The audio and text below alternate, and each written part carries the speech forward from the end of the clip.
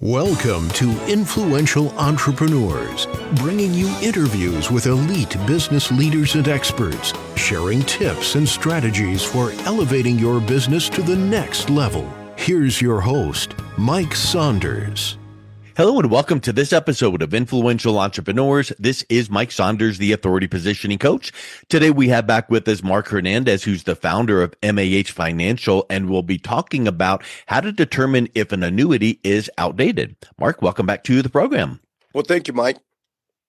Hey, I think that this is really a powerful topic because I think that most people look at their annuity as one of those things like back in the old days, there were some misconceptions and annuities were bad, but now annuities are good and it's safe money. You never can lose, your money at all. And it's all annuities are wonderful. But I don't think the thought ever crosses people's mind. Wait a minute, outdated? It's like a best if used by or an outdated date. I want to dive in deep on that. What does it mean about an annuity being outdated? Well, I've been doing this 40 years. So I've been exposed to annuities since I started my career.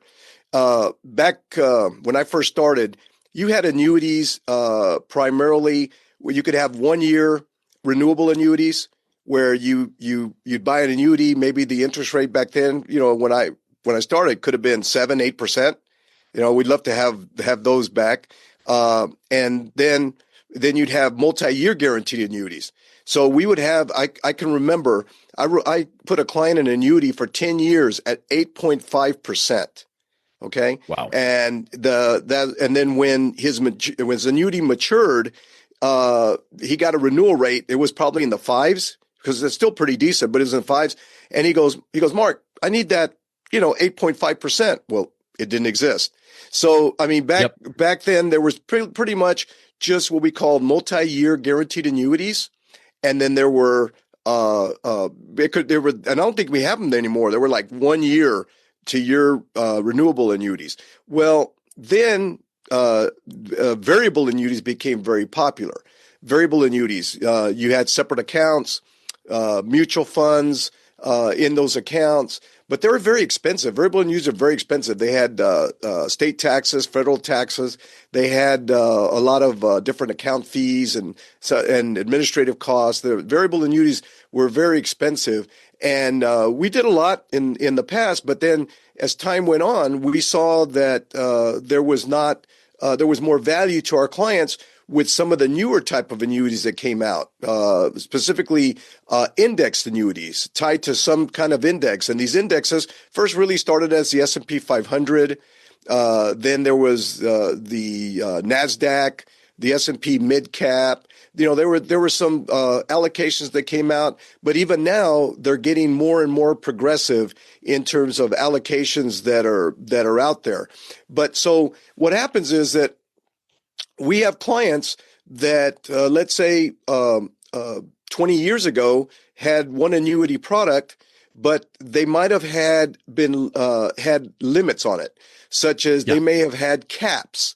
In other words, what caps are, and whatever allocation you're in, the cap is the most you can make on that particular annuity. So, and you got to be careful because sometimes companies will start with a cap. Let's say they started with a cap at 5%, but next thing you know, 2 or 3 years later, the cap drops to 3%.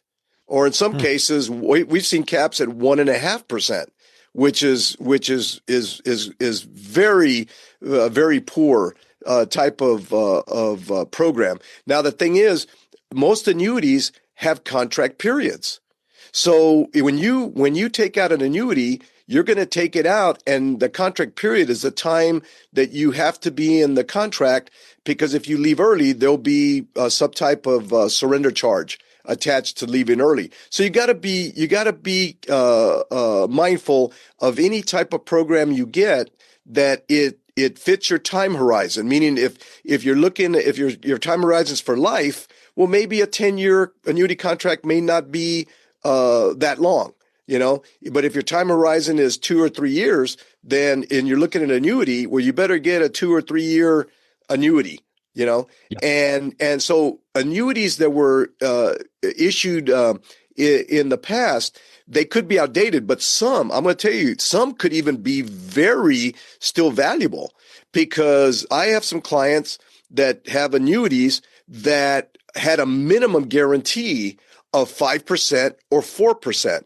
Well, the thing is that hopefully it still has some upside potential that they could be earning. Maybe it's got a cap. They might still have a cap of 6% or 7%, or they might have a participation rate. What a participation rate is, what percentage are you participating in the gains of that annuity? So if it's got a 50% participation rate, you're participating at 50% of the gains. So if your annuity was up 10% for the year, it's participating at 50%, you'd be credited with 5%.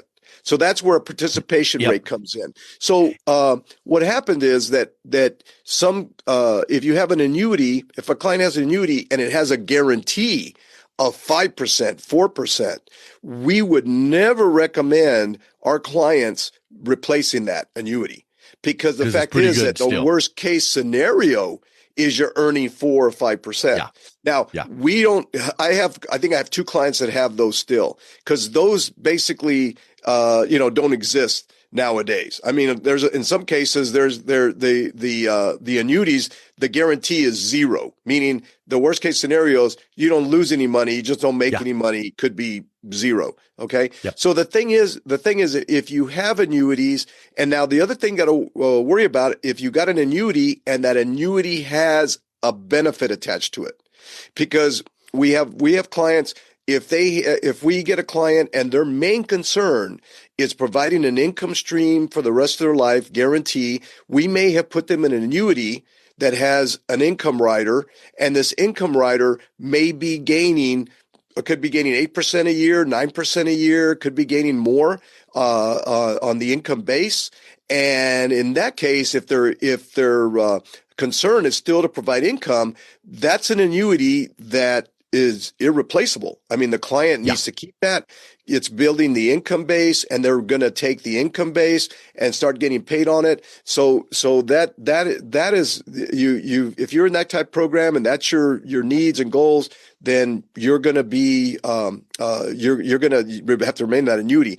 But if you have outdated annuities that have low caps, that have low participation rates, that maybe the allocations, sometimes you run into annuities that their allocations are not very good. I look at the allocation and go, wow, this allocation, the history of this allocation, this is the returns on this allocation. It's not very good. You can look at it and compare it. But the fact is that you need to look at these annuities, because if a client has an annuity, and then especially if they're already out of their contract period. If they took out an annuity 15 years ago, it was an 8-year contract, and it's been out of contract period, they may be able to, if they would still looking at safe money program and want to look at annuity, they can look at annuities that have much higher participation rates. I would never have believed it when I started this business and started marketing annuities when I did, that we would have participation rates well over 100%. We have some clients that their participation rates are 170, 230% participation rates. That's fantastic. Or so very rarely do we see our annuities that we market to our clients usually are uncapped, meaning unlimited returns with high participation rates, that also have to have liquidity factors, meaning that you're able to take money out yearly if you need to support yourself or for emergencies. And most annuities allow you to take anywhere from 7 to 10% per year. So, that's very important. And a lot of times, again, looking at clients' annuities, and here's the problem. A lot of clients took out an annuity years ago, but they've never seen the representative or the advisor since then. So there's no one servicing it. So what happens is they're not taking advantage of being able to make adjustments to their annuity on an annual basis or every 2-year basis. Some annuities can be modified annually, some it's every 2 years, some it could be longer. But the fact is that though it's very important to review their annuity options and to take advantage of what's happening in the markets today. Okay. So, That's huge. that's very, very important. So the thing is that to look at the annuity and advise and so if they have not been seen, then, and if that's what they after looking at a managed account, after looking at their options, if the annuity is still the most viable program for them to put their money in, then at that point, there are so many diverse annuities these days that do so many different functions that can help them. I've even heard that there are some additional riders that you can add into an annuity for things like long-term care. So if that's the case, if you had an annuity from 2, 3, 4, 5 years ago that did not have that rider, and you came in and met with, like, let's say yourself, and you're looking at that going, hey, you know what, with allocations and with caps and all these things, we can make some tweaks, but we can add this rider on. So my question is, can a rider like a long-term care rider be added onto an annuity once you're in it, or do you have to set it up that way? Normally, you have to set it up that way. So you brought up a good point, Mike. So we run into clients that like you said, their annuity may not be up to par of what they can get nowadays. So we will sit down with them, and first step is we look at their situation. Are they going to need to maybe use the funds in this annuity in a short period of time? I mean, are they going to have to pay off debt? Are they going to have to use it for some other purpose? But if that's not the case, then no, I just want, this is my rainy day money. I want to save this. I want to leave this to my kids, that kind of thing. Well, then at that point, then yes, we can look at showing them annuities that have those riders. Yes. So some annuities have riders. I mentioned the income rider, where they of course they're earning returns on their money, but then there's a guaranteed amount return that's going to increase their income base that they can use in later years to activate the income rider and start getting paid an income stream that's guaranteed for life. Even if the annuity value went to zero, they're still going to get an income stream from that. Now, older annuities may not have that. If they've had this annuity, even if they've had it for 10 years or 8 years, or possibly the advisor or the agent that that sold them this annuity may not have showed them an annuity that did that. Had he shown them an annuity that had that feature, they probably would have said, I want that. So now they have the opportunity to look at that. But then the other riders you mentioned, one we call it ADL benefit, which could, if they need, they cannot do 2 of 6 activities of daily living, you could activate it. There's extra money there that could be used for assisted living facility, long-term care, home health care. Then there's enhanced death benefit riders. So in other words, if their main concern is legacy, I want to leave this money to my kids when I die, I could say, Mr. Prospect, the annuity you currently have now, you've accumulated $150,000 in 10 years. If you pass away, this is the death benefit, which is your account value. But if your main concern is leaving a legacy, well, this money, if it went in here, let's say for the next 10 years, it grows, and then let's say X amount of dollars is what you have in your account, but there's more money going into build the death benefit to enhance it. Well, if, let's say, using a figure, you have $300,000 in your account value. If you died, the kids would get that. But if they had an enhanced death benefit rider, maybe they'd have closer to 400 or 500,000.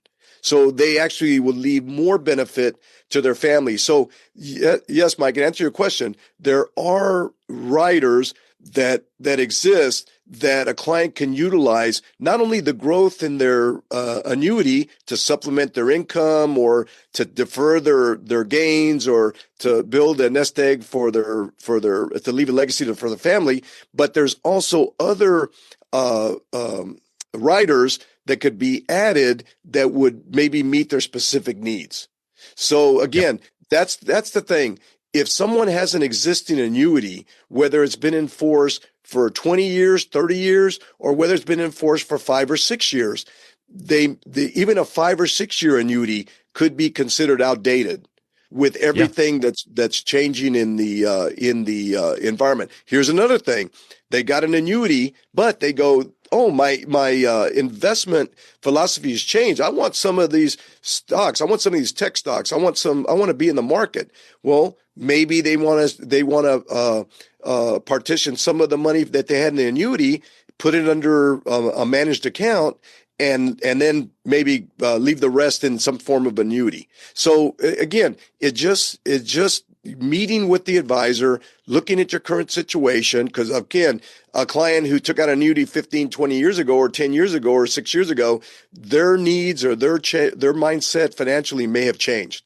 So it's not even like you made a bad decision back then, because you probably made the best decision for what you knew at that time and what your needs were. But now 7 years later, 4 years later, whatever the time is, your needs change because now you need some income stream, because you just told me that you've got a little gap in your, what you need for retirement and what you're bringing in. So we just need to make a tweak that way. And I think your point you brought up about lifetime income is a powerful one, because too many times people look at their retirement savings as a big lump sum amount of money, but they don't realize that with properly structured annuities, you can turn them on to provide lifetime income. And that's a peace of mind.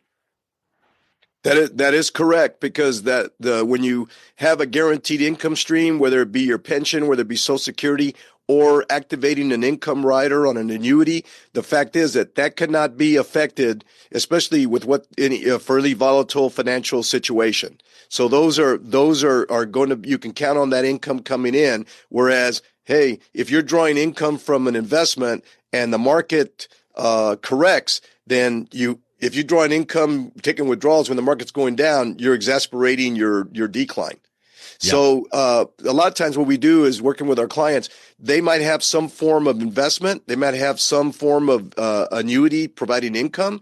And what we try to do is whichever one is at any given time is doing the best, we will change the allocation of how we're taking money out. So if the annuity is doing really well and the managed account is flat or going down a little bit, we might take more money out of the annuity at that time. If vice versa, the annuities, doing okay, but the market's booming, we might take most of the funds from the managed account at that time. Again, it all works together, working with your advisor to see what is best for you at that given time. Even after we've set up the program, it's servicing the account. And that's a key component. That's where I see annuities that are outdated, is because the agent didn't service them properly, or even did not set them up in the right type of annuity to begin with that didn't meet their primary needs. So what are some red flags that someone can look at in their own annuity and tell, ooh, I don't have the answer to this, but maybe I need to check in further. So maybe an underperforming or a lacking some of these features you're talking about. But what are some of the red flags someone should look at or notice to say, look, I need a little bit more clarification on this?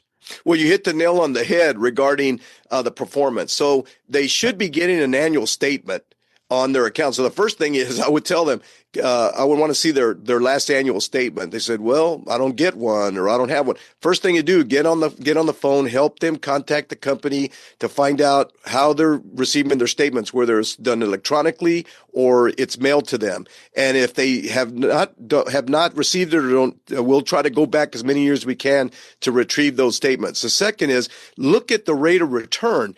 If your rate of return looks very low to you, or zero, or underneath what you think is a decent return, immediately question the advisor or question the company to find out why this occurred. A lot of times we see that because of improper service. An agent, remember I told you, some of these annuities can be modified annually or biannually to change allocations. And if they're not being changed to reflect what the market conditions are at the time, then the client could be paying the price. That's a big thing. The third red flag is really if you haven't heard from the advisor or the representative who sold you the annuity. I mean, I would want to know, hey, is he still in the business? Who's going to service me? Who's going to take care of me? So those are the red flags that should prompt you to say, you know what? Let me get with someone, competent to look at my situation to see if there's something, take advantage of my current plan, or if there's something that could be done that would be better and meet my financial goals better. So if someone's got an annuity that they've not heard from their person that set it up in several years, that would be cause for pause. And so if that is happening with someone listening to this, what's the best way that they can reach out and connect with you, Mark, to have you give a little bit of a overview and a second opinion on that annuity to see if they're in the best one? Well, again, getting real back, if they haven't heard from them in a year or two, I wouldn't wait several years.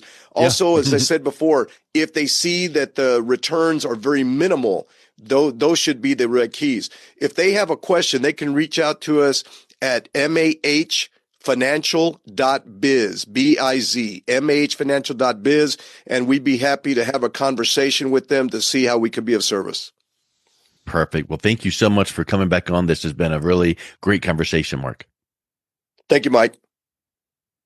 You've been listening to Influential Entrepreneurs with Mike Saunders. To learn more about the resources mentioned on today's show or listen to past episodes, visit www.influentialentrepreneursradio.com.